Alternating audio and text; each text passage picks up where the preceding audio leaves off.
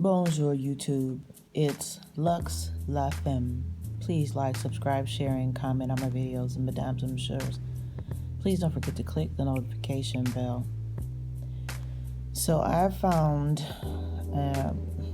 a disturbing story that just reminds me of how insidious lies and manipulations are. So I'm going to play a video for you, and then I'm going to read bits and pieces of the article that I found on another news channel's website. So the first piece is going to be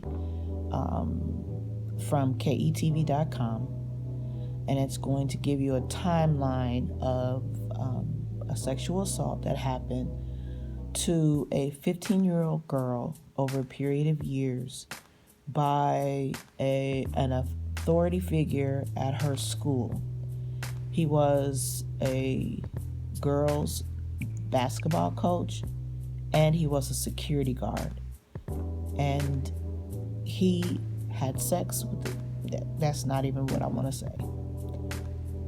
He assaulted her. She was 15.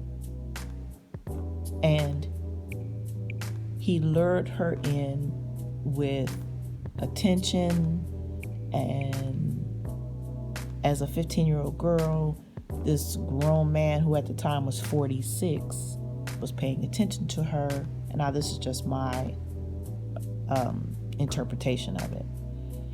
In the article I read, though, she talked about how they used to talk and they used to kiss. Well, he knew that was wrong. But I digress. So we're going to watch a clip of this newscast from ketv.com, and then I'm going to come back and read an article that gives more detail. So I'm coming back. Started working at North High in 2014, first as a coach, then as a security guard starting in 2015.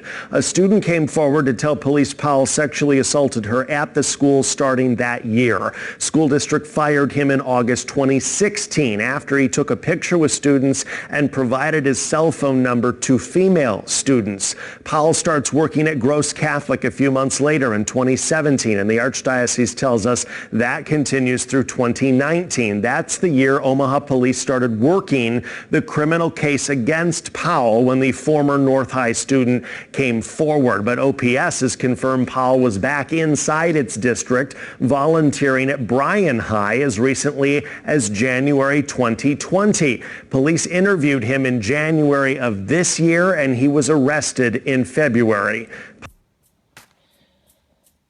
So that was the news clip from ketv.com, and now I'm going to share with you the article from WOWT.com, and the byline reads, former OPS security guard faces felony charges of child sex assault. Now, in particular, I wanted to concentrate on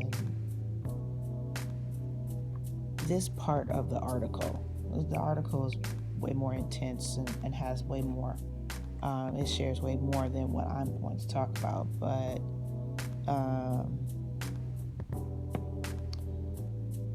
in particular, I wanted to share this part, and the reason being is because of how it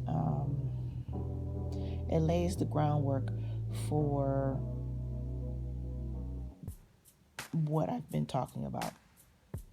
That the lies and manipulation create a distorted view of reality, so that the victim actually thinks she's not a victim, like all of this is normal. She was 15 years old. He was 46 at the time. The abuse went on for 3 years. It wasn't until she left for college at 19 that she started to realize that she actually was a victim, that her high school life had been adversely affected by this grown man. who used her as,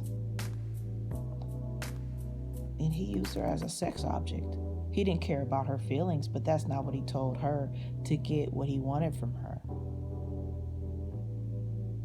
He used lies and manipulation. So I want to share, let's dive into that piece of it in the article. So the article goes on to say, the official says he would attempt to counsel students who were having personal problems. This is talking about Mr. Powell as a security guard. This is the reason why they end up letting him go at Omaha North, which is not within the scope of his job description, court documents state. A school district report also identified 2 female students Powell had inappropriate relationships with, and that both students had cooperated these unwanted advances. Omaha police said in a news release Thursday afternoon that Powell also worked with Omaha Bryan High School as a volunteer girls basketball coach as late as January 2020. We saw that in the news clip. The high school released him from the position after they were made aware of the investigation, The OPD release stated. One of the alleged victims said in an interview with authorities in November 2019 that she had what she thought was a consensual, committed relationship with Powell, and that at one time he had helped her get an abortion. She told authorities that she lost her virginity to Powell after an escalating relationship with him started in October 2015, the document stated. She told investigators that the 2 of them would regularly meet in a book closet, which was reportedly locked and only accessible by staff, to talk and kiss, and that those encounters led to further sexual activity just before she turned 16. So he was in a position of authority. He had access to his victims, and there were probably more than just the 2. They fired him because he continued to be inappropriate even after being warned. But he also was allowed to, as you saw in the news clip, he worked at 3 different schools. So first he worked for OPS at North High, Omaha North. Omaha North let him go in 2016. In 2017, he went and worked for a Catholic school, Gross High. From 2017 to 2019, the investigation started in 2019. He was then allowed to volunteer at Omaha Bryan High School as a coach for girls basketball, even though Omaha North let him go because he was being inappropriate. Because he had been warned several times to stay within the scope of his job description. He had also been giving his telephone number out to different females.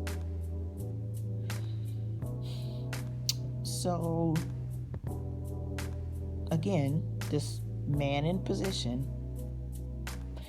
used this position to perpetrate on vulnerable girls.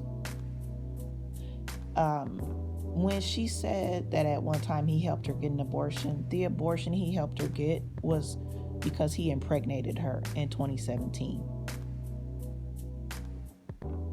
So it wasn't like he was doing her a favor. He was covering his butt. When she was ready to take the police officers to the scene of the crime, which when she first reported the crime, it was in December. Was it December? It was in 2019, but she wasn't ready to go back to the scene of the crime. In December 2020, however, she was ready. And so she took the police officers, the investigator, to the book closet.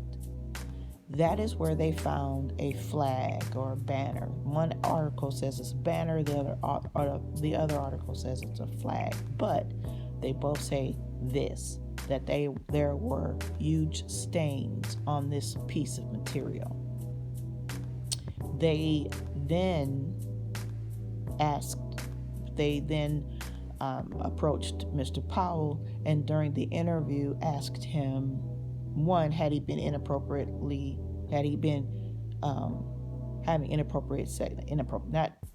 had he had sex, and there was any inappropriate behavior towards him, between him and this young lady, and he lied and said no. He said they were Facebook friends, they talked on Facebook, but that he had never been inappropriate towards any female, any woman, any young lady, any young girl, excuse me. So then they asked him for a DNA test, and he said no. So they got a court order, and they got it. They got his DNA, and they compared it to the DNA to the stains on this banner/flag, and they were not able to exclude his DNA. So at some point, he was in that book closet, and his sperm was ejected, not trying to be gross, onto this banner at some point. Now, how do you explain that? Of course, he could just come out and say that's where he would go, and I'm not even going to go there with that. But if her DNA is also found on that flag/banner, it's a done deal. Now, the other thing that I find offensive towards the situation, besides the absolute obvious, is that his bond was set at $1 million. His lawyers got it reduced to $150,000. Their reasoning being is because he has responsibilities at home. He has 4 kids and 2 adults that he takes care of that are medically compromised, and his mother. And so they lowered the bond to $150,000. Did he not have these same obligations when he was assaulting a 15-year-old girl for years? For years. From 2015 to 2018, he was sexually assaulting her. At one point, he said he started, when she was 16, taking her to a hotel because she deserved better than the closet. She deserved better than him. So it's pinging me, of course, because of my own healing journey. But what pings me the most is that this young lady thought at 15, and of course she's 15, that's how gullible a teenage girl is. Very gullible and incredibly naive. And if you would have told me that at 15, I would have been offended, but it's the truth. At 15 years old, I was so incredibly naive and so incredibly gullible. And if anybody paid any attention to me, because the only attention that I ever got at home was to be the everlast punching bag for my parent. So if I got any kind of positive attention, I lapped that up. I can only imagine what she was going through. So here she is, this man manipulated and lied to her, and she gave up her virginity based on his lies and manipulation to this perpetrator. And he didn't care that it was hurting, and I can only imagine how much pain she was in.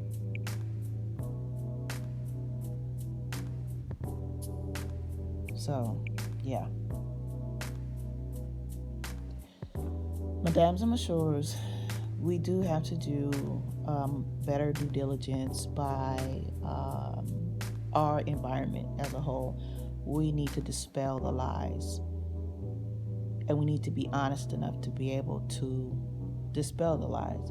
The way that narcissists and perpetrators, the reason why they're so successful is that they count on our naivete, our guilt, and our shame.